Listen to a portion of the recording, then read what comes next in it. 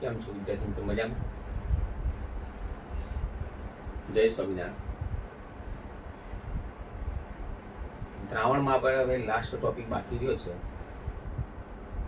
અભિસરણ, that means osmosis. Okay, હવે આમાં concept આટલા આવશે. એક અભિસરણ આવશે, રાઈટ? પછી અભિસરણ દબાણ,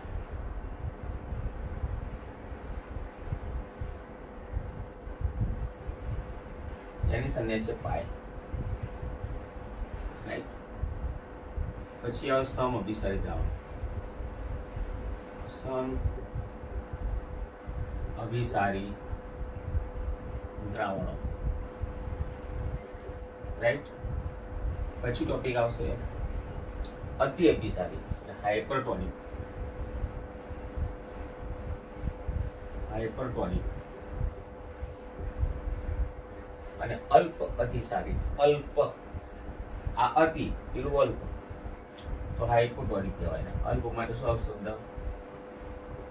હાઇપોટોનિક દ્રાવણ. અતિ અભિસારી અને અલ્પ અતિસારી. હાઇપર એટલે વધુ કહેવાય ને, એટલે વધુ એટલે અતિ કહેવાય. અતિ અભિસારી કહેવાય, રાઈટ? અને આને આપણે અલ્પ અતિસારી કહેવાય. અલ્પ અભિસારી દ્રાવણ. આટલા કોન્સેપ્ટ આપણે ભણવાના છે. હું તમને એક વસ્તુ કીધું, અભિસરણ વગર છે ને વનસ્પતિ સૃષ્ટિ અને પ્રાણી સૃષ્ટિ શક્ય જ નહીં. મતલબ અભિસરણ ઘટના જો ના હોય ને તો મારું, તમારું ને વનસ્પતિનું જીવન શક્ય જ નહીં. મતલબ શું થયો કે સૌથી અગત્યનો કોન્સેપ્ટ કહેવાય. હવે આપણે જવાબદાર શું છે, હું તમને એક વસ્તુ સમજાવી દઉં. ચલો, અભિસરણ એટલે શું? સપોઝ મારી પાસે, સમજો આ વચ્ચે મેં એક પડદો મૂક્યો, આ બાજુ સપોઝ શુદ્ધ દ્રાવક છે, શુદ્ધ દ્રાવક છે એટલે માનો કે પાણી છે, રાઈટ? અને અહીંયા શું છે? દ્રાવણ છે. દ્રાવણ તમે કીધું CuSO4, કોપર સલ્ફેટ નું દ્રાવણ છે, રાઈટ? જોઈ લેજો. સપાટી બંનેની આપણે સરખી જ રાખીએ. ચલો, અને આ વચ્ચે જે પડદો મૂક્યો છે ને એને આપણે અર્ધ પારગમ્ય પડદો કહેવાય. અર્ધ પારગમ્ય પડદો કહેવાય. Semi permeable membrane, semi permeable membrane, SPM, અર્ધ પારગમ્ય પડદો. આ દ્રાવક અને દ્રાવણ છે. અથવા એવું પણ બની શકે કે બંને દ્રાવણ હોય પણ બંને સાંદ્રતા જુદી જુદી હોય. આ શુદ્ધ દ્રાવક છે એટલે એમાં દ્રાવ્ય છે જ નહીં, એટલે પાણી છે એટલે મંદ કહેવાય, અને આ દ્રાવણ છે એટલે શાંત કહેવાય. ઓકે, જુદી જુદી સાંદ્રતા ધરાવતા બે દ્રાવણ અથવા દ્રાવક અને દ્રાવણ એવું બી બની શકે. આની જગ્યાએ અથવા ચલો હું આ 1 મોલર દ્રાવણ લઉં અને 0.5 મોલર CuSO4 લઉં, અથવા તો સાંદ્રતા ઓછી છે, ઓછી સાંદ્રતા છે, અને આ જે છે ને વધુ સાંદ્રતા છે, રાઈટ? ઓછી સાંદ્રતા એટલે આપણે એને મંદ કહેવાય, અને વધુ સાંદ્રતા એટલે આપણે એને સાંદ્ર કહેવાય.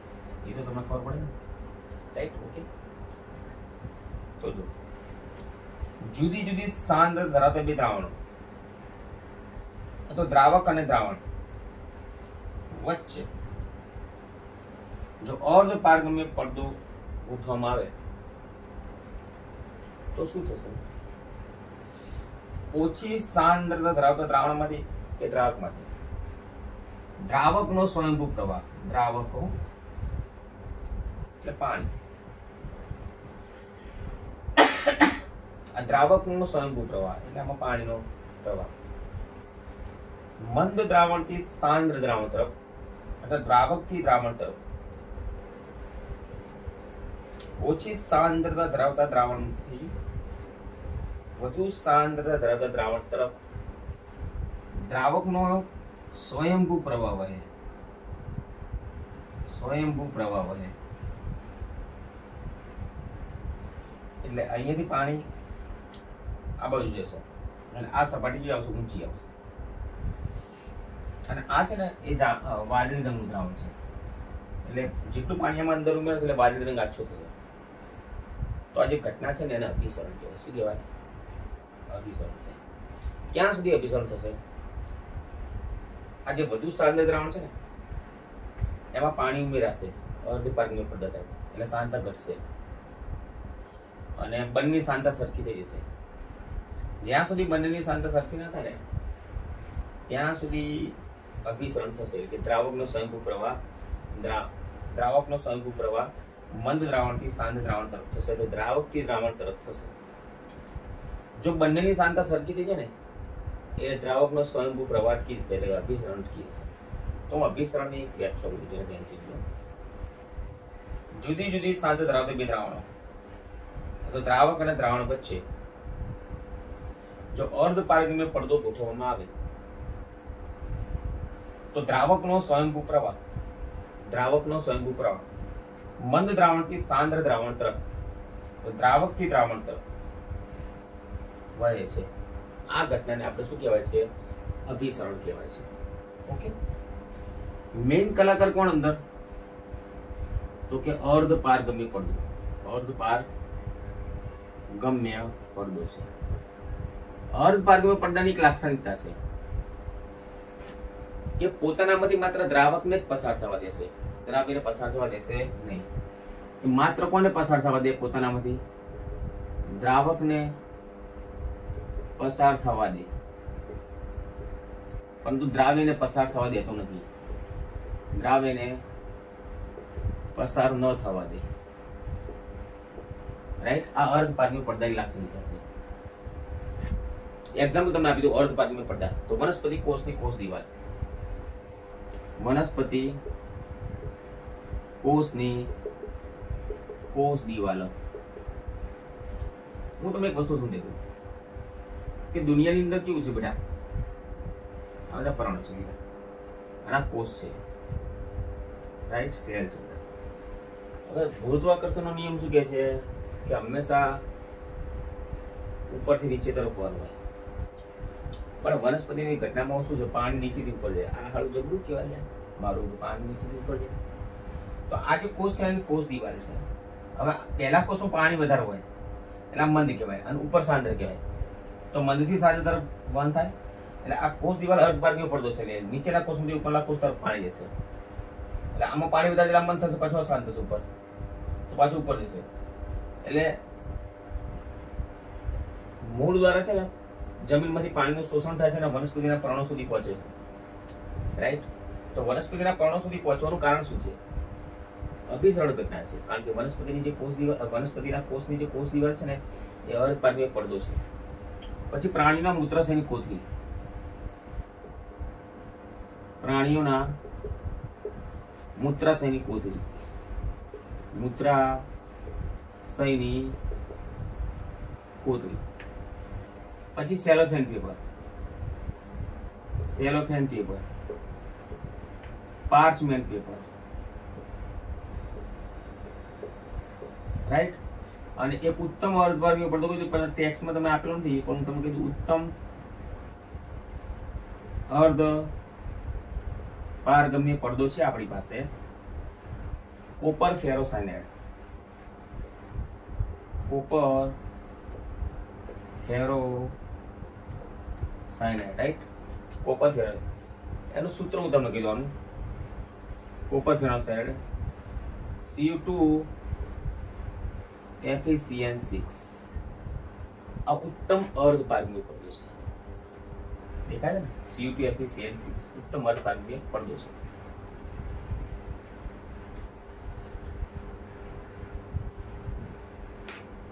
કમ્પ્લીટ? તો તો અભિસરણ અને અર્ધવાયુનું વિપરીત. હવે પ્રશ્ન છે કે અભિસરણ દબાણ એટલે શું? તો જો આ દ્રાવકથી ઓછી સાંદ્રતા ધરાવતા દ્રાવણથી વધુ સાંદ્ર છે ને, વધુ સાંદ્ર છે, અને આ બાજુ ઓછી સાંદ્ર છે. તો ઓછી સાંદ્રતાથી વધુ સાંદ્ર તરફ દ્રાવકનો સંભવ પ્રવાહ થયો છે. હવે અભિસરણ દબાણ એટલે મારે અભિસરણ અટકાવવાનું છે. તો મારે હું ઓછી સાંદ્રતા ધરાવતા દ્રાવણ તરફ હું દબાણ આપું, ચલો વાતનું દબાણ એક બાર તો છે જ ને, ચલો બીજું દબાણ આપો તો અભિસરણ વધારે થાય, પણ મારે અભિસરણ અટકાવવાનું છે. એટલે આ 1 બાર છે અહીંયા. ચલો હું વધુ સાંદ્ર દ્રાવણ તરફ દબાણ આપું ને તો પ્રવાહ અટકી જાય. એટલે દ્રાવકનો સ્વયંભૂ પ્રવાહ જે મદદથી સાંદ્ર તરફ થાય છે ને એ ના થાય, કારણ કે સાંદ્ર દ્રાવણ ઉપર તમારે દબાણ આપવું પડે. શું આપવું પડે? દબાણ આપવું પડે. તો જે દબાણથી અભિસરણ અટકી જાય એટલે આ 1 બાર પ્લસ આ વધારાનું છે દબાણ. વધારાનું દબાણ એ અભિસરણ દબાણ છે. તો વધારાનું દબાણ વધુ સાંદ્ર દ્રાવણ તરફ આપશો ને તો જ આ અભિસરણની ઘટના શું થશે? અટકી જશે. તો જે દબાણ વડે અભિસરણ અટકાવી શકાય, અભિસરણ અટકાવી શકાય એને અભિસરણ દબાણ પાય કહે છે. ઓકે, સમજી લેજો. અભિસરણ દબાણ પાય જે છે ને, અભિસરણ દબાણ પાય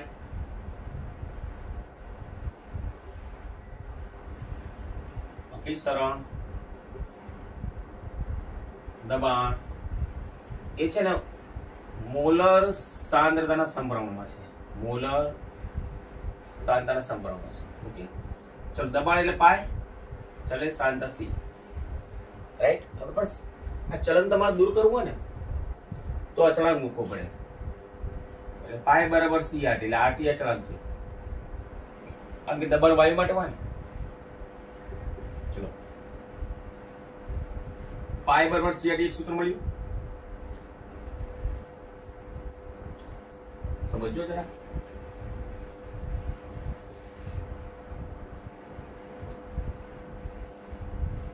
આમ તો શું તમને આ રીતે આપી દો, પણ ખરેખર 3 નિયમો છે. પાય ચલે છે સી, પછી પાય ચલે છે ટી, અને પાય ચલે છે 1/b. ખરેખર આવું સૂત્ર છે આપણી પાસે. આ નિયમો છે વન ટોપ ફેફરેલા, પણ તમારે ટેક્સમાં નહીં આપેલું. વાસ્તવમાં શું છે? પાય બરાબર સી અને ટી ના સમચલનમાં છે અને વી ના વ્યસ્ત ચલનમાં છે. ચલન દુ ગયા ચલન બોલે સી આર ટી અપોન બી થાય. આ સાંદ્રતા છે. ઓકે, શું છે? સાંદ્રતા છે. એટલે આ મોલર સાંદ્રતા છે. મોલ પ્રતિ મોલર. ચલો એક નો જરા ધ્યાન બોલો. સી ચલે છે ડી, પાય ચલે છે સી, બરોબર છે. ઓકે, અચ્છા સી નો શું છે? તમારે આ રીતે લખવાનું જાઓ. સી બરાબર ચલે છે સાંદ્રતા એટલે મોલ પ્રતિ લીટર આ રીતે આવશે. ઓકે, ચલો એક મોલ લઈએ તો 1/b આવે, એક આ સૂત્ર. પછી પાય ચલે છે ટી, આ બીજું સૂત્ર, રાઈટ. અને હજુ એક સૂત્ર છે સીઆરટી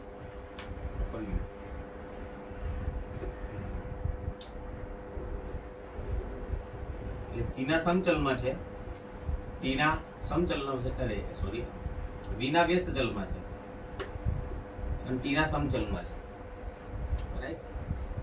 એટલે પાય છે ખરેખર સૂત્ર શું થશે? સીઆરટી થશે. શું થશે? સીઆરટી. એટલે પાય બરાબર સી એટલે મોલ પ્રતિ લીટર આરટી. આ મોલ એટલે વજન ભાગ્યા અણુભાર, વજન ભાગ્યા અણુભાર, અને આરટી અપોન એટલે ડબલ્યુ આરટી અપોન એમની થશે સૂત્ર. આ 1, 2 અને 3 સૂત્રો છે આપણી પાસે. કેટલા સૂત્રો છે? 3. આ 3 સૂત્રો પર આધારિત આપણે શું કરવાના છે? દાખલા ગણવાના છે. બરાબર છે. બોઇલ, ગેલ્સેક અને અવોગાડ્રો. બોઇલના નિયમો તાપમાન અચળ છે, તો સાંદ્રતાના સમચલમાં છે. એટલે pi is equal to n upon b. સો પાય બરાબર 1/b છે. એટલે પાય ચલે છે 1/b. પછી પાય ચલે છે t, બરાબર. અને પાય ચલે છે n મોલ એટલે NT upon R NT upon V થઈ ગયું છે. હું તમને સમજાવી દઉં. જૂના સિલેબસની અંદર છે ને 3 સૂત્રો આપેલા. OGA આ 3 નિયમ છે. બોઇલ વોન ટોપ નિયમ, ગેલ્યુસેક વોન ટોપ નિયમ અને એવોગાડ્રો વોન ટોપ નિયમ. બોઇલ વોન ટોપ નિયમમાં પાય ચલે છે C, એટલે પાય ચલે છે N upon V, કારણ કે સાંદ્રતા મોલ પ્રતિ લિટર ને, એટલે પાય ચલે છે 1 upon V થશે. આ એક સૂત્ર, કારણ કે મોલ N બરાબર આપણે 1 લઈશું. વોન ટોપમાં શું છે? પાય ચલે છે T અને એવોગાડ્રો પાય ચલે છે N. આ એક સમીકરણ 2 અને સમીકરણ 3. તો એ સંદર્ભમાં પાય ચલે છે N અને T ના સમચલનમાં છે અને V ના વિચલનમાં છે. તો ચલન દુગમે અચળાંક કીધું તો NRT upon V થાય. હવે N upon V શું થાય બેટા? સાંદ્રતા, એટલે C થાય. N upon V બરાબર C થાય, એટલે મેં C લખ્યું CRT, એટલે N upon V લખીએ તો પણ ચાલે. પણ મોલ એટલે વજન ભાગ્યા અનુપાત, weight by molecular mass, W by M અને RT upon V. એટલે આટલા સૂત્રોથી આપી દે. સૂત્ર તમારે યાદ કેવી રીતે રાખવાનું તમે સમજાવ્યું.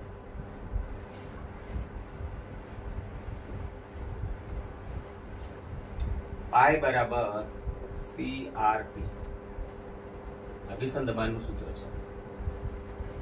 C એટલે મોલ પ્રતિ લિટર અને RT,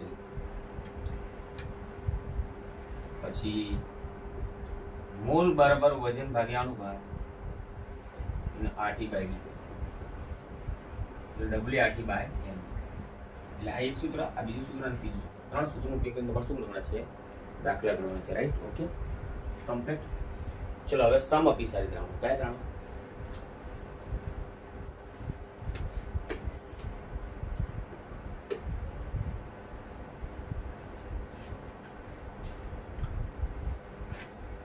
સમજો.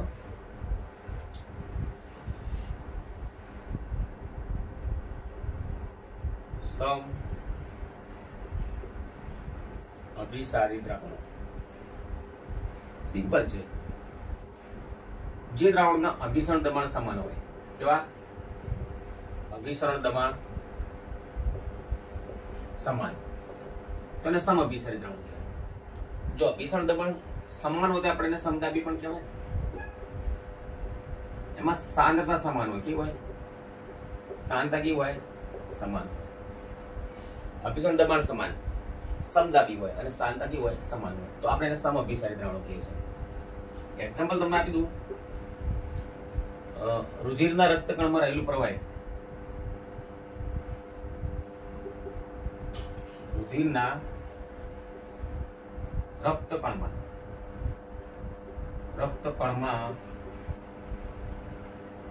રહેલ પ્રવાહી, આની સાથે કોણ સમઅભિસારી છે? તો 0.9% W/V NaCl નું દ્રાવણ. આ એક એક્ઝામ્પલ. બીજું એક્ઝામ્પલ તમને આપું છું. 0.1 મોલર H2SO4 બરાબર 0.3 મોલર ગ્લુકોઝ. તો સમઅભિસારી દ્રાવણો છે. કેવા દ્રાવણો છે? હવે સમઅભિસારી દ્રાવણોમાં સાંદ્રતા સમાન હોય, એટલે તમને પ્રશ્ન થશે 0.1 મોલર છે અને 0.3 મોલર છે. સાંદ્રતા ક્યાં સમાન છે? તો તમે કેમ મને સમઅભિસારી કહ્યા? હકીકતમાં સાંદ્રતા સમાન છે. એનું રીઝન તમને કહ્યું. આ 0.1 મોલ છે. ચલો ગુણ્યા. તમને ખબર છે કે અભિસરણ દબાણની સંખ્યાત્મક ભૂતેમાં છે, એટલે દ્રાવ્ય કણોની સંખ્યામાં ગણી પડે બેટા. હવે H2SO4 જે છે તમે એનું આયનીકરણ કરો એટલે 2H+ વત્તા SO4 માઇનસ થાય. રાઈટ? 2H+ એક SO4 છે. કુલ કેટલા આયનો? 3 વડે તમારે ગુણવું પડે. તો 0.3 મોલર થઈ ગયું. અને ગ્લુકોઝ તો 0.3. ગ્લુકોઝનું આયનીકરણ ના થાય એટલે એક જ ઘટક થયો, એટલે 0.3 થઈ ગયું. 0.3 molar 0.3 molar. So both are equal concentration. So it's called equal osmosis. સમઅભિસારી દ્રાવણ છે. રાઈટ? ઓકે. એટલે તમે એવું ના માનતા. તમારે છે ને આવા MCQ માટે બહુ અગત્યના છે. એ જે શાંત તમને આપેલું ને તો સંખ્યાનો ગુણ હોય તેના આયનો સાથે ગુણાકાર કરવો પડે તો 6.1 મળે, પણ H2SO પર ની આયનો 3 છે એટલે 3 ગુણ્યા 0.3 થાય. ગ્લુકોઝનો આયનીકરણ ના થાય એટલે ગ્લુકોઝ એક જ કણ થાય, એમાં 0.3 થયું. દ્રાવણની સાંદ્રતા કેવી છે? સરખી છે. તેમની સમઅભિસારી દ્રાવણ છે. ઓકે, ચલો હવે શું છે? હાઇપરટોનિક ના હાઇપોટોનિક છે ને. હાઇપરટોનિક દ્રાવણ અને કયું દ્રાવણ? હાઇપોટોનિક દ્રાવણ. હવે આમાં કોન્સેપ્ટ શું છે? હાઇપર એટલે વધુ, તો વધુ અભિસરણ દબાણ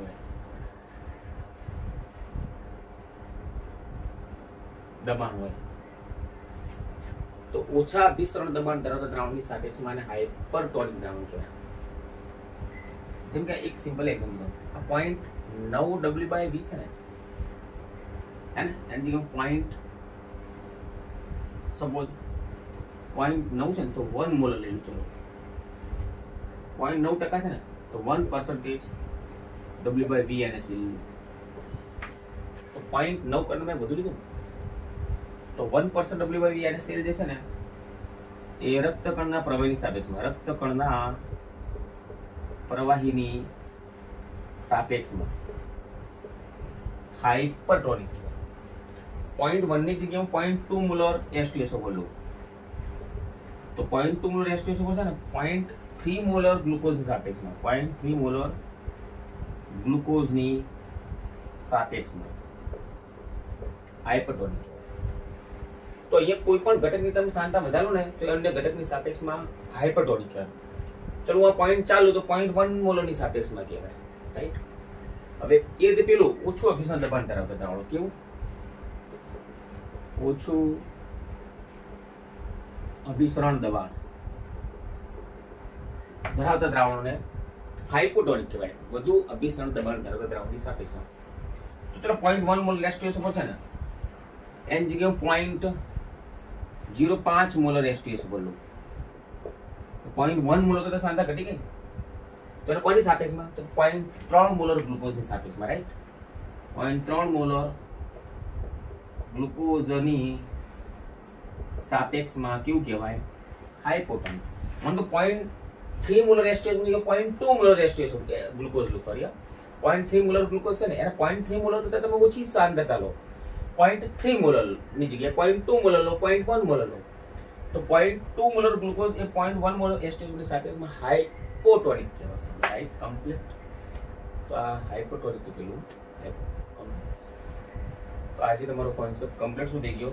પૂરો થઈ ગયો. અભિસરણ ની વિરુદ્ધ ઘટના છે ને, એ પ્રતિ અભિસરણ છે, રાઈટ. એ પછી નાનો ટોપિક છે, પછી જાણીશું, બરાબર. ટૂંકમાં તમારા ચેપ્ટર બધા કોન્સેપ્ટ પૂરા થઈ ગયા. દાખલા માટે આપણે એક દિવસ પાડીશું, તો એ તમે દાખલા આવડી છે સૂત્રનો ઉપયોગ કરીને, બરાબર.